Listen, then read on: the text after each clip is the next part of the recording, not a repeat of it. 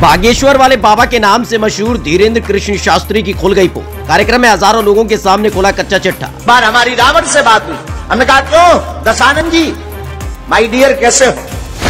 कार्यक्रम के दौरान एक बाबा ने खोल दी धीरेन्द्र कृष्ण शास्त्री की कुंडली। पुराने कारनामों को सुन खुद भी हैरान हो गए बाबा। थामा को बुलाता है तो कभी कृपाचार्य को बुलाता है तो कभी भीष्म पितामह को बुलाता है, कभी हनुमान जी को बुला लेता है।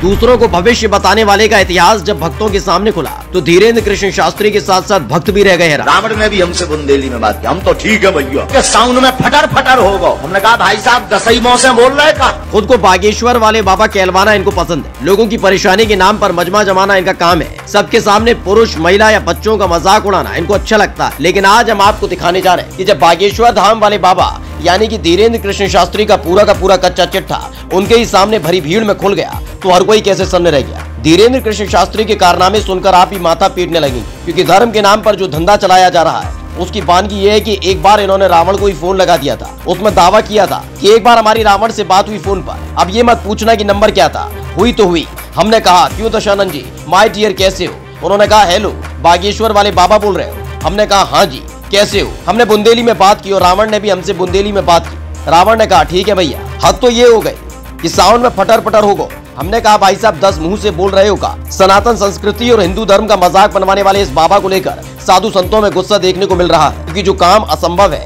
या यूं मानिए हो ही नहीं सकता वो करने का ये दावा करके हिंदू धर्म का मजाक बनवा रहा है। जिसके बाद पंडोकर सरकार ने इसकी पोल पट्टी खोल दी। पंडोकर सरकार का कहना है कि अपने दरबार में अपने भक्तों के कष्ट का निवारण करना किसी भी संत या साधु का काम होता है, लेकिन अगर वो उसी के नाम पर व्यापार करने लगे तो इंसान संत नहीं रह जाता। उसको प्रवचन करने का कोई अधिकार नहीं है। सिर्फ अपनी ताकत दिखाने के लिए और भक्तों को अपने काबू में रखने के लिए ऊट पटांग हरकतें दरबार में की जाती हैं, जिससे भक्तों को भी एहसास होता है कि वाकई शक्ति है। लेकिन इससे हिंदू धर्म का मजाक उड़ रहा है। खुद पर लगे आरोपों पर तिलमिला उठे धीरेन्द्र कृष्ण शास्त्री। जैसे ही बागेश्वर धाम वाले बाबा यानी कि धीरेन्द्र कृष्ण शास्त्री की पोल पट्टी खुली तो मिर्च लग गई। धीरेन्द्र कृष्ण शास्त्री तिलमिला उठे और सच्चाई पर पर्दा डालने की कोशिश की जाने लगी। आरोप है कि पंडोकर सरकार को समझाने के लिए धीरेन्द्र कृष्ण शास्त्री ने अपने गुर्गे भी भेजे, लेकिन पंडोकर सरकार ने साफ किया पहले ये कारनामा बंद करो तभी कुछ होगा। तो वहीं इस वीडियो के सामने आने के बाद धीरेन्द्र कृष्ण शास्त्री में विश्वास रखने वाले भी अब गुस्से में आ गए कि अगर वाकई कोई शक्ति है तो अच्छी बात है, लेकिन जिस धर्म से आते हैं उसका मजाक उड़ाना बंद करना चाहिए। आपने देखा भी होगा